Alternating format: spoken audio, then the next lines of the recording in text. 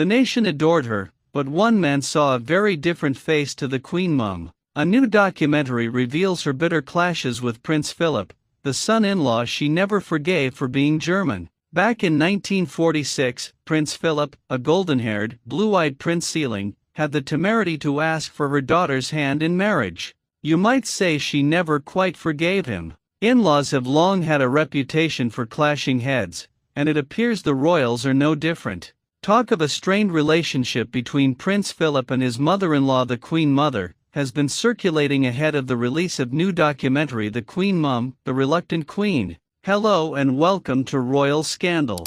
Please do well to like, subscribe, comment and turn on the notification bell so as not to miss out on any news updates. The film explores the life of the former Queen consort, who died aged 101 in 2002, and exposes new details about a long-running dislike between herself and her daughter Queen Elizabeth's husband.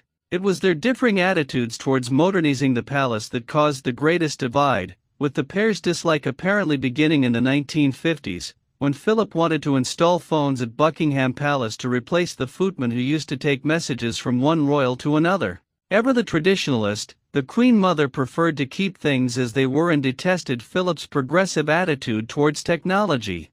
One insider went so far as to reveal the Queen Mother and Prince Philip never really got on. She also allegedly attempted to stop Philip's plan to have Queen Elizabeth's coronation televised, an event which was watched by a then unprecedented 27 million people across the globe. And it's not the first time rumors of a feud between the pair have swirled. The Netflix documentary series The Royal House of Windsor regularly profiled the famous in-laws' differences, especially surrounding Prince Charles, who was famously close to his grandmother.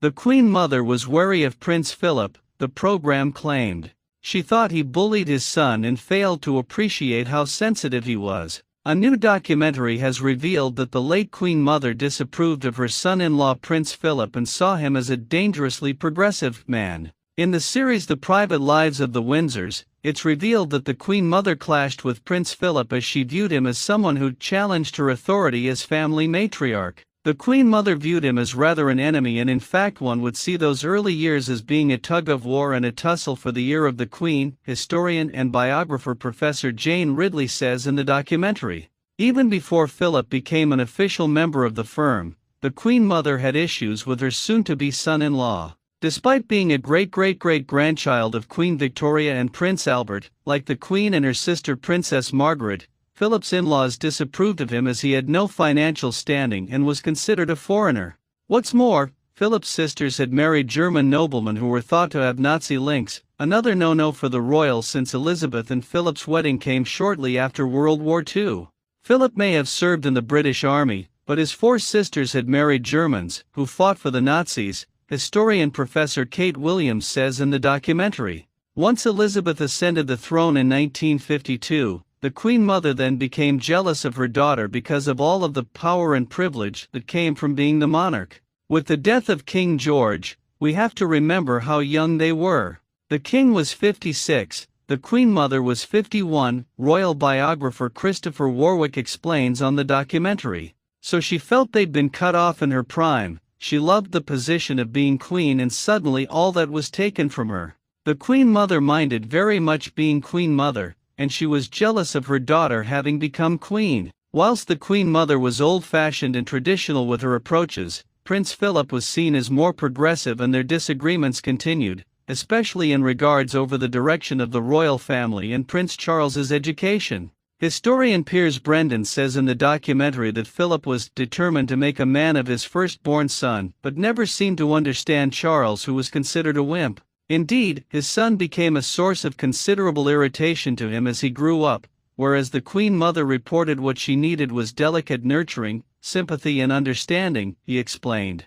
Whilst Philip wanted to send the young Charles his tough alma mater Gordonstown in Scotland, the Queen Mother wanted him to attend Eton, just around the corner from her then home at Windsor's Royal Lodge. Charles ended up attending his father's school in Scotland, but despite his negative experience, he always had a close relationship with his maternal grandmother. Charles had a miserable time at Gordonstown. He was very heavily bullied, he struggled with the routine. The Queen Mother understood him like no other, and that was so important, she really had a vital role in shaping the future king, Kate Williams added. The Queen Mother and Prince Charles's bond remained close until her death in 2002. She was 102 years old. For me, she meant everything. And I had dreaded this moment, along with, I know, countless others. Somehow I never thought it would come, Charles said at her funeral. Philip, too, had his reservations about becoming prince consort. Even though he was reluctant to abandon his naval career, he took on the role dutifully, bringing to the job a fresh eye and a burning desire to modernize what he perceived to be an outdated and creaking institution. Philip saw how ridiculous this was.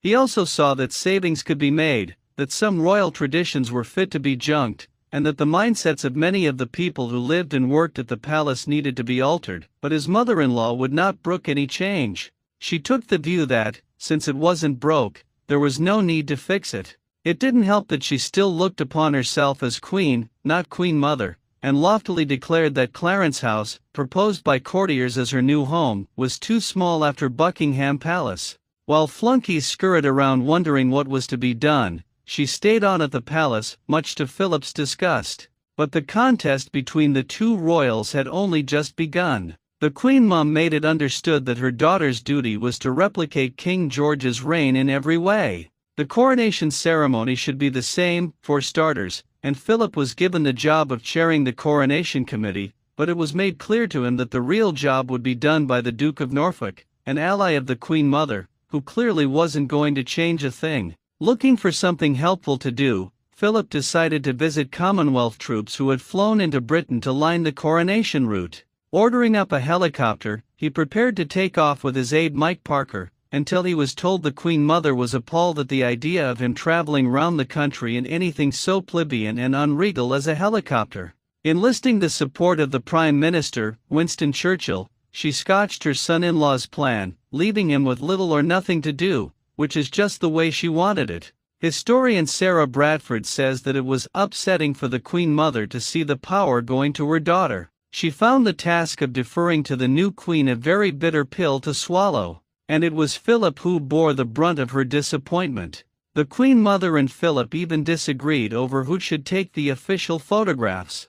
Philip's suggestion was court photographer Baron Nahum, but, yes, his mother-in-law stamped on that plan. Her preferred choice was Cecil Beaton. She had been thrilled with the chocolate box images he'd produced of her over the years, so, as far as the Queen Mum was concerned, only Beaton could do justice to her daughter, and herself, of course. And since Nahum was in the habit of giving risque parties at his London flat, which Philip sometimes attended, here was another good reason for the straight-laced matriarch to stick with Beaton. The Queen Mother was not alone in the campaign to undermine her daughter's husband.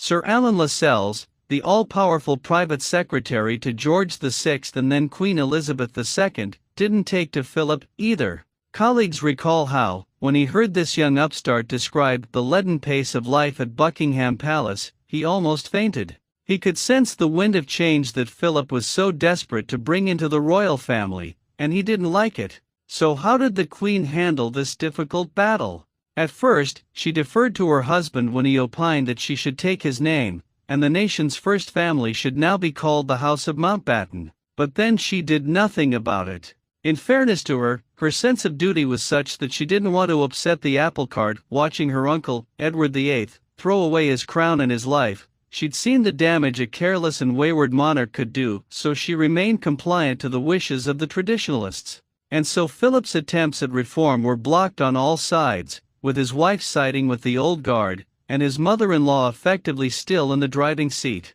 Is it any wonder he went off the rails? He joined the Thursday Club, a raffish luncheon club whose membership included the actors James Robertson Justice and Peter Ustinov, as well as the, yet-to-be-exposed, Soviet spy Kim Philby. Naked girls may or not have been involved, but when the news got back to the Queen Mother, Churchill, and the sulphurous Lascelles, it merely served to tighten the noose already around Philip's neck. Meanwhile, the Queen Mother was appointed a Councillor of State by her daughter, a powerful position, which called on her to perform some state functions in the absence of the sovereign and to attend Privy Council meetings. No dowager queen had ever held the post before.